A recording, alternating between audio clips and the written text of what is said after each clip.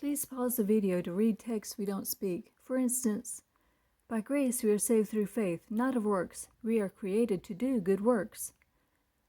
We hope you are inspired to look deeper for yourselves, going beyond the literal meaning, and your feet shod, fitted in the foundation, readiness of the good message of peace, prosperity.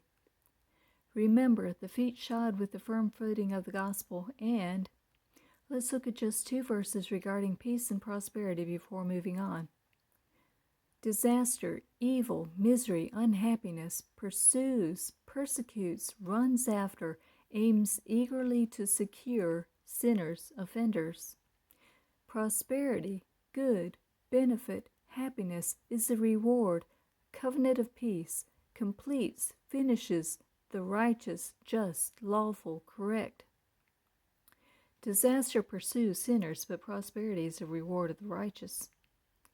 All your children taught, discipled by, accustomed to Yahweh, and great, abundant peace, prosperity, completeness, soundness, contentment, covenantal relationship with God your children will have. Let's consider another point beyond the disputed literal point, which is not part of this discussion, that this passage may be making.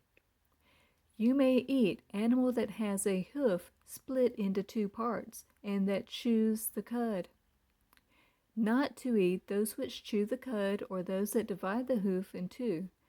Though they chew the cud, they do not split the hoof. Has a divided hoof, but does not chew the cud. Stop.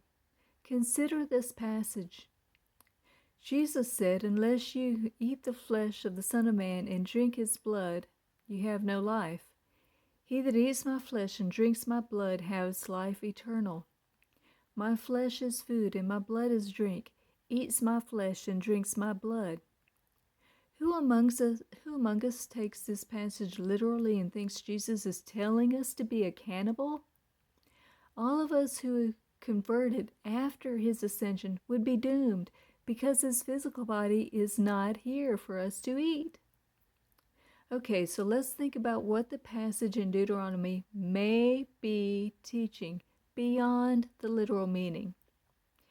You have those that chew the cud but do not divide the hoof.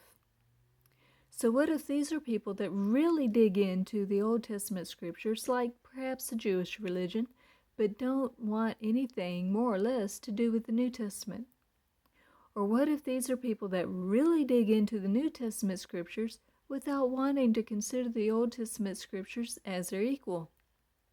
And what if those that do divide the hoof are like those that say the Old Testament and New Testament are both important, but they chew not the cud? They don't go deep into scriptures.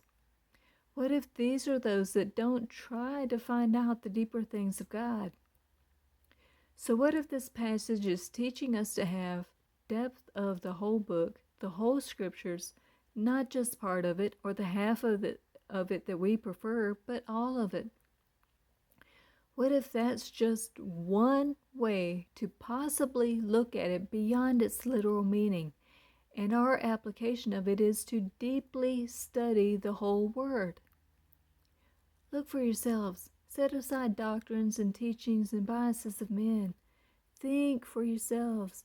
Hey, we're still learning and we welcome suggestions and corrections. Desire truth, seek wisdom, and love Yahweh in spirit and in truth. Be blessed. If you like this content, please check out our other videos on our channel and like, subscribe, and share this message. Source.